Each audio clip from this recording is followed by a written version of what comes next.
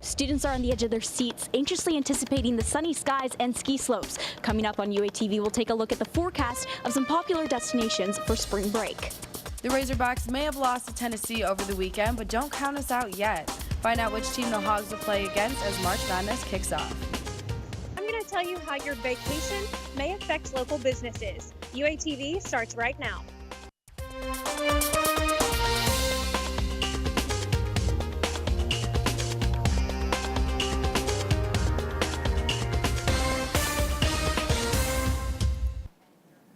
Welcome to UATV News at 7. I'm Clarissa Bustamante. And I'm Drew Smith. Thank you for joining us. Most spring breakers cannot wait to get wild, but coming home to see that you've been robbed can be a huge party pooper. You're not wrong. UATV's Tyler Phillips is live with a few tips to increase security before you bounce off the hill. Tyler? Right here, we have our first tip for preventing theft over spring break. If you're going to leave your car outside, make sure that it is near a light. Leaving your car in the dark makes it a much easier target. The biggest key for prevention is to lock your stuff up. According to Safewise.com, almost half of car thefts and 30% of home invasions involved in unlocked property. Another thing you can do is turning off or locking up your garage door. If you live in an apartment, they take some extra steps to make sure your rooms and vehicles are safe from robbery. Over spring break, we do have a courtesy officer on site. She'll make sure that everything's, in check at night, and then responding to any calls if she gets any, as well as a tow truck company at night monitoring the parking lot. Insurance companies do offer short-term policies if you want to protect yourself more over the break. For UATV, I'm Tyler Phillips. Some insurance companies suggest students should also be careful while away because theft rates increase at many popular spring break destinations. And with spring break right on our tails, the U of A wants to help students accordingly by sharing tips on safety and health to students. Spring Fling starts at 7 in the evening this Wednesday in the Union Flag Room. Students can try on drunk goggles, grab a bite to eat, and win prizes.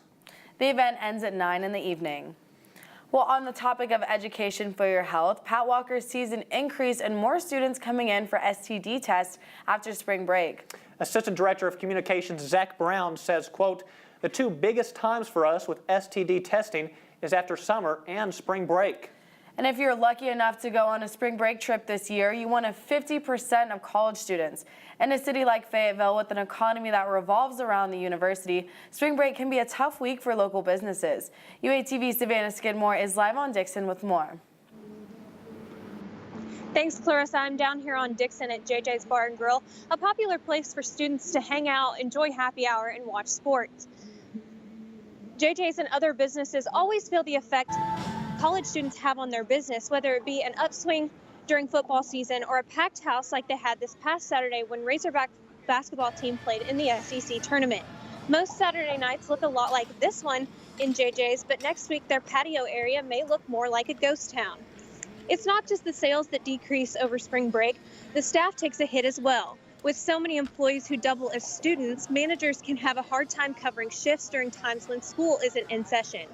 On a regular weekend night, JJ's has about 20 people on hand, and to sustain that number, mid-manager Natalie Mancia tells me JJ's has to hire new waitresses just to fill the holes in the schedule during spring break week. She says she is unfortunately one of the girls that has to stay and work instead of relaxing on a beach somewhere, but as a senior about to graduate, she doesn't mind the extra cash flow. So we'll pull from different JJ's, from Bella Vista or other Fayetteville stores, and then just, we work it out. A lot of us are going to pull doubles, so we'll work from the AM shift all the way to close. So yeah, we'll work through it. You can see in some of that video, JJ's is gearing up for St. Patty's Day, which Mancia tells me is one of their busiest days of the year. It just so happens to fall on spring break this year, which may make up for some of their slower days during that week. Mancia also says that it's one of their favorite days to work as waitresses, so that's helped convince some of them to stay and work during the break. Reporting live for UATV, I'm Savannah Skidmore. According to the National Retail Federation 18 to 34-year-olds spend on average between $39 and $42 on St. Patrick's Day celebrations. So that may help stimulate profits for many local businesses this spring break. And spring break starts next week, and some students will hit the road. We'll have your spring break forecast coming up later. Ashlyn tells us what we can expect until then. Yeah, thanks, guys. Now, it's kind of a hard day for some hogs here on the hill between the decrease in temperature and the decrease in sleep. Thank you, daylight savings, but have no fear because things are about to get heated.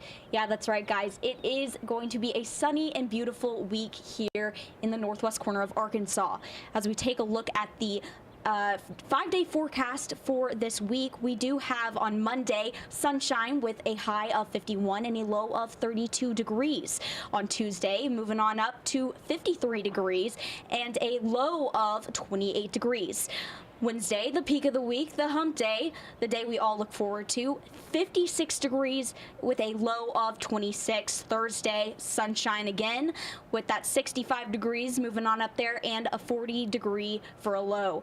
On Friday, moving on into the weekend, moving on into spring break. So much excitement. We've got 72 degrees and a low of 51. So I hope you guys have a great week and a happy spring break. According to police, 5 homes evacuated after a 12-year-old boy from Fayetteville crashed a vehicle into a gas line. Police say the boy stole approximately $4,000 and his mother's car keys to run away from home around 2 this morning. The incident happened in Pea Ridge near the intersection of Slack Street and Ellis Lane. An intersection in Fayetteville closed for construction. Today, road work took place along the intersection of Elm Street and Green Acres Road. Crews worked to install stormwater drain pipes as part of the project. The intersection will be reopened and back to normal traffic flow by the end of the day. One organization on campus aims to inform students about environmental and social issues. Net Impact hosts a forum on recycling where students get the chance to ask city experts questions. The event happens this Wednesday in the Home Ec building starting at 6 in the evening. According to a data analysis conducted by Neighborhood Scout, 3 Arkansas cities rank in the 100 most dangerous places to live in the U.S.